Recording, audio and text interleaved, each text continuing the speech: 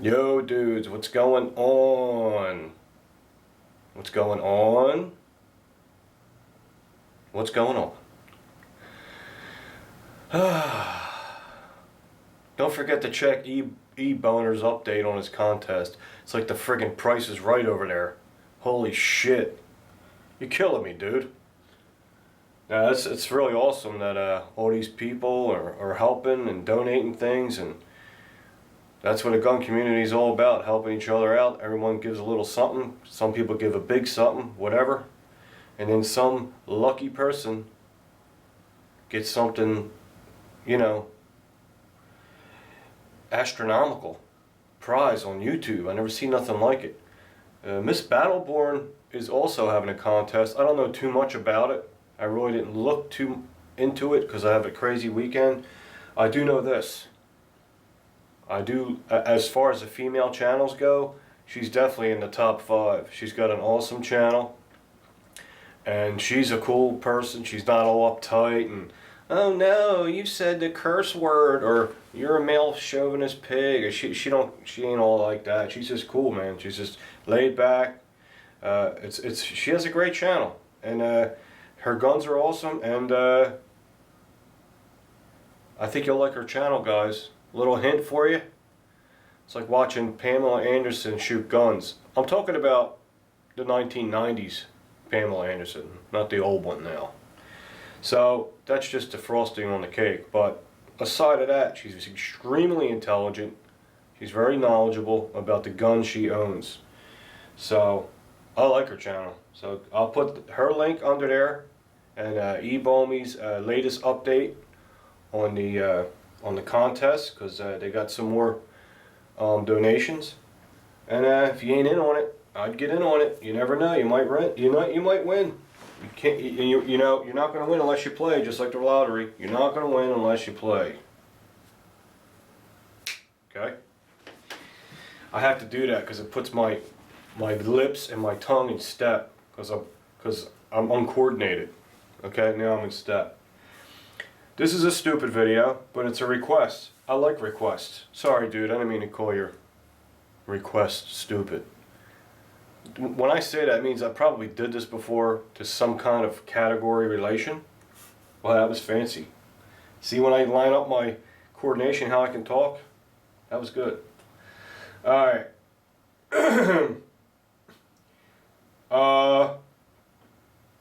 I promise I will not talk about the Flyers. That's it. I'm done. I'm not going to talk about it until the movie comes out. God, I hope it's a good movie. Can you imagine if it sucked? No way. It's not going to. Okay, I said I would not talk about it. Stop. It's very exciting, you know. They didn't do it for any other hockey team. Stop. You're still doing it. Alright, I'm done.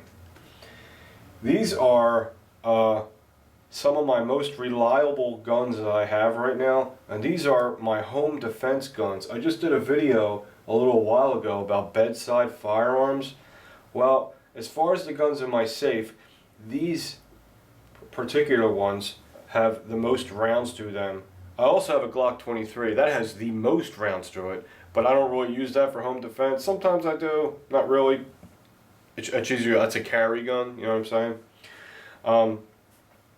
But these are the pistols I feel great about when they're in my bedside holster, which you guys see that video. I have a holster on the side of my bed. You know, call me paranoid, but call me ready. That's what I call me. I call me ready. I'm not paranoid. I have a firearm when I'm home, especially on the weekends. When I'm home, a firearm is always in an arm's reach. Always. When I'm home. It's just like, I guess it's a combination of being ready and enjoyment. It's like my, you know, like my big screen TV. I'm always in front of it as much as I could possibly be. Or,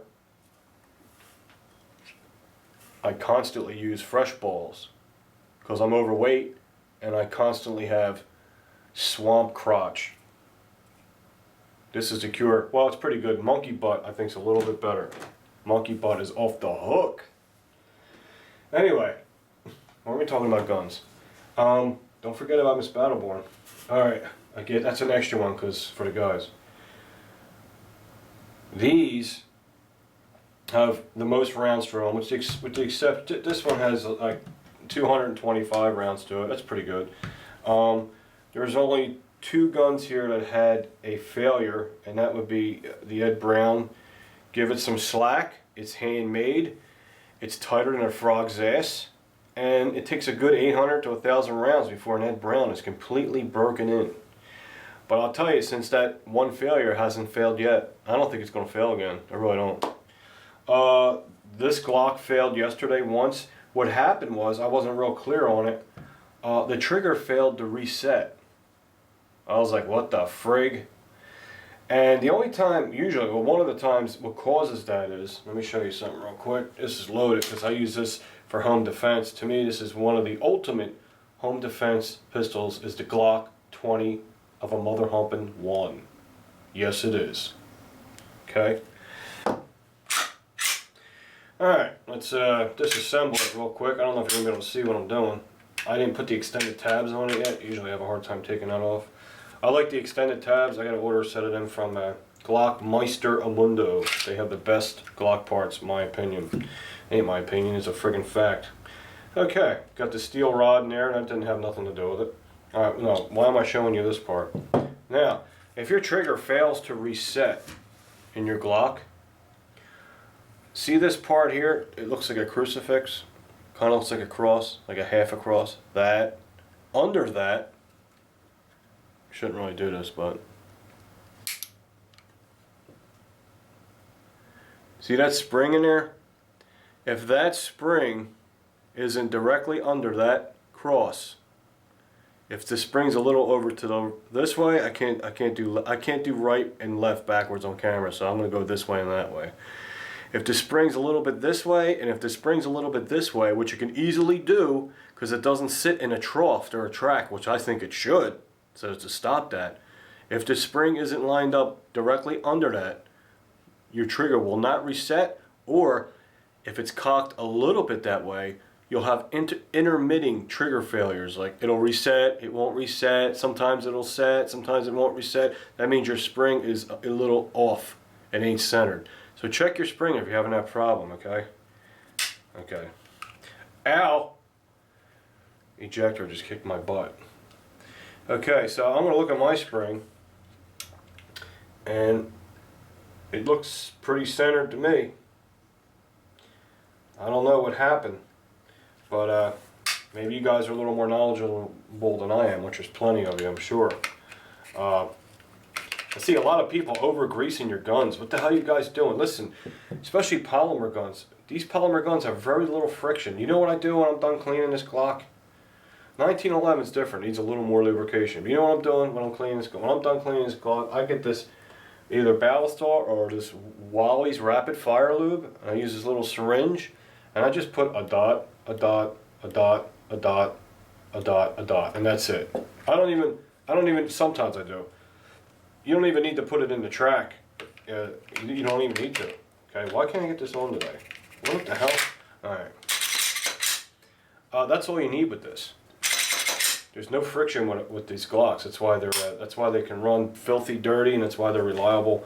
And shut up. And then why my trigger didn't reset, I do not know. I was like, oh, I know why. The spring's crooked, and I looked in there. It's not. I did this 100 times last night. I was doing this all night long, making sure my trigger would reset. Got me by the balls on that one. Got me by the scrotum hairs on that one. But this is a reliable pistol. You know, they're all machines. Every gun can have a failure. I don't care what it is. Okay? I don't care if it's a $200 gun to a $2,500 gun. Every gun can fail. It's a friggin' machine made by us humans who constantly make mistakes. Okay? But you got to remember, I mean, I have a problem with this. I have a problem with someone saying, I have a Glock, or even 1911 guys, I have a 1911 and I have 8,000 rounds through it. 8,000 rounds through it, and it never jammed. I have a Glock, I have 7,000 to 10,000 rounds through it, and it never jammed, not once. I can't believe that. So you're telling me out of 10,000 rounds of ammunition, you didn't get one bad primer? Out of 10,000 or 8,000 rounds of ammunition, you didn't get one undercharged round? Huh? Liar, liar, your dick's on fire. That's all I gotta say. Lying sack of shit. Nobody gets that many, that perfect of ammo, 10,000 rounds, without having even one cartridge that isn't, the bullet ain't seated right, or a bad primer, or undercharged round, or one has a bad rim on it. Get the frig out of here. See, now when someone says, I have my Glock or my 1911, dude, and I got 1,500 rounds to it, hasn't picked up one time, I believe that. Or even, I'd say, 3,000 rounds. I believe that. You gonna tell me 10,000? I swear to God, I had a guy tell me he has a Glock and he had 20,000 rounds to it. He never experienced any kind of malfunction. Liar, liar. Dick's on fire. Okay? Sorry. That's unbelievable. Common sense just happens to just kick in. And it says, liar. Can't help it. Maybe I'm wrong. Maybe you had an astronomically batch of ammo, a miracle batch of 10,000 rounds, and you never had a hiccup. I don't understand that. Or if so, that's extremely remarkable. Unbelievable. I can't believe that. Okay, where was I? These are weapons I feel good that I use for home defense. This bad boy, so far, and I'll be honest with you guys, when it fails, I'll let you know. So far, what do we got through this? Let me check my gauge chart.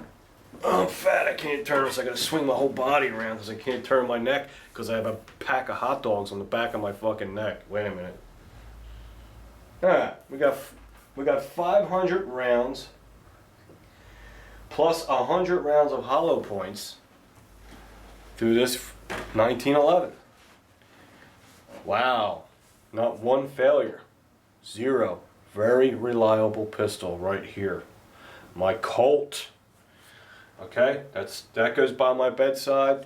If I feel in the winter time, I'll carry this because I don't mind putting a lot of clothes on, you know, and you're putting a lot of shit on because you're wearing a lot of shit anyway. But in the summer, I can't carry it; it's too big. If I was thin, nice thin guy, with a little waist, you can carry anything because it's more comfortable. That's what's lucky. These girls, these thin girls carrying these big guns. Why do you think they can carry them big guns? Like I was watching Fate of Destiny. She carries this big 1911, but she can because she's petite. She don't have big fat rolls rolling over the hammer and getting stabbed and getting hammer prints in her fat rolls because she don't have any. Same with Miss Battleborn. Lima Life carries a big ass 1911. She's a little petite woman. It's because they're comfortable. It all comes down to comfort. So I guess the fatter you are, the smaller gun you need. So in my case, or Bill's case, I'm going to have to call Andy Revelcraft if he can make me a holster for this. Dude, can you handle this? I think this is the only gun I can be comfortable with. Whatever. Alright. So, that's the Colt. Beautiful deal there. This Ed Brown 1911, there's 350 rounds through it with one little hiccup. To me, that's fine. I consider this a reliable handgun. 350 rounds with one hiccup. That could have been a bad round of ammo. I consider it reliable. Is it reliable to its fullest yet? No. I think after 1,000 rounds I'll feel better about it. But do I think it'll work and it'll save my life? Absolutely. Absolutely. If you're calling me foolish for using this now because it ain't broken in yet, go ahead. I mean, if it's going to go 350 with one little hiccup, I'm guaranteed if it had to save my life right now, it would. I put my house on it, this piece of shit house anyway, that it would work fine. Okay, so that's that. This has 0 failures right here. This is my Beretta M9. This is what our military, this is what our troops use. It's a big, giant, gigantic, enormous, huge friggin' 9mm. okay? It's like the size of Mr. 45 Bullet's head, this thing. Little smaller. And it has 275 rounds to it. Not too much ammo through it, but it hasn't malfunctioned one time. It's a very good sign. I trust it. I trust it. Okay? Okay. We covered all these? Yes, we covered these. Okay, and now this is what I keep on my Ridgeback rack. This is loaded. I know you guys want to see me mess with the guns. I'm sorry, I forgot. And I'm sorry when I say guys and gals. You know, there ain't too many girls that watch my channel. I looked at my analytics. YouTube has a thing, it's called analytics, and it'll tell you the age group, the male or female who watches your channel, and my female is 4.4%, but that's 4.4% of whatever, how many people watch us. I guess that's a few girls, a handful. So, sorry guys and girls, sorry about that. Yeah, the Ed Brown's looking great, and I love touching it over and over, you know. Yeah, this is my Mossberg 930. This holds 7 rounds, or 6 plus 1. Why do I forget? Well, it depends on the length of your shells. If you got 3-inch or 3.5 or whatever, 2 3/4, it depends what you put in there. And it holds has an extended magazine tube on it. It holds, I think it holds 7 plus 1. I think it does. I think.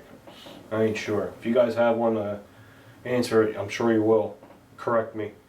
This, I shot it once, but it ran like a Cadillac. I mean, and I ran the lowest powdered brass ammo I can find. So I figure if that low charged ammo with that low gas pressure can cycle this charging handle through a whole box without one issue, tells me the self-defense ammo in there has way more gas power. I mean, it's double-aught buck, and it's high brass. It's very powerful, and I know it's going to work my shotgun. This is what I keep on my Ridgeback rack, and when I have it on my Ridgeback rack, when I have it on there at nighttime, I don't put the lock on it. I don't know if you can see this. Can you see this? Here's the lock on the Ridgeback rack. I just take the lock off, put it in a drawer, and put the shotgun up there and rest it on there. It's in my bedroom next to my bed. I don't see why I would have to put a lock on there. I got dogs, I got secured doors here, and if someone's trying to get in, my dogs go ballistic. Gives me plenty of time to get up and grab that before anyone can break in, grab it, and kill me with it. I just don't see that happening. I got too much of a warning. My advice to you is if you don't have dogs and you don't have an alarm system, I would keep it locked and only you know where the key is, because just in case someone sneaks in without you knowing it and you're snoring, you don't want them getting it off there and killing you with your gun. So bottom line is, if you have no alarms, no dogs, no nothing, and you keep a gun next to your bed, I think you're taking a risk, because someone could sneak in without you hearing it and grab your gun and kill your ass.